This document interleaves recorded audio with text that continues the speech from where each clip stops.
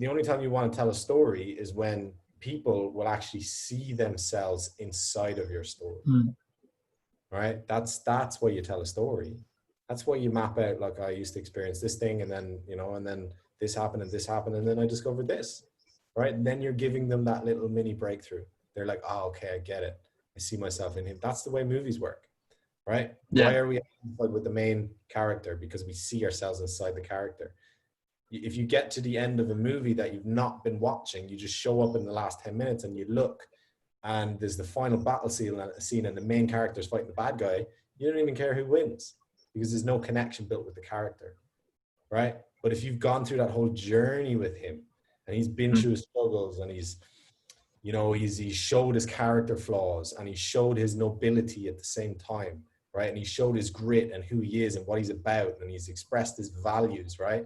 That he has some solidarity. He's also been vulnerable. He's been broken down and beaten around and all these different things. You feel very connected with him and you feel like you're on his team. And you see, when you do that the right way, and when you share who you are and you share your vulnerability and all this stuff consistently, when you actually come around to positioning yourself as an authority and saying, hey, look, actually, I get these serious results. Actually, I can create this kind of thing. Actually, I'm ridiculously good at this. And you start positioning yourself as an authority in a bold way, people will listen, right? And people will resonate with it. Why? Because you've showed your real character, and now they're going to let you on the logic. What do most people do? Straight to the logic. Here's all the benefits. Here's how great I am. Here's how cool all this stuff is. And people are like, who's this guy?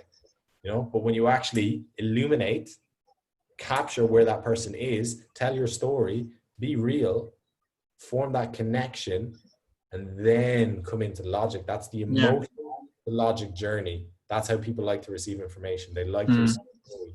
Once upon a time, this thing happened, that thing happened, that thing happened, and bang, I had this realization.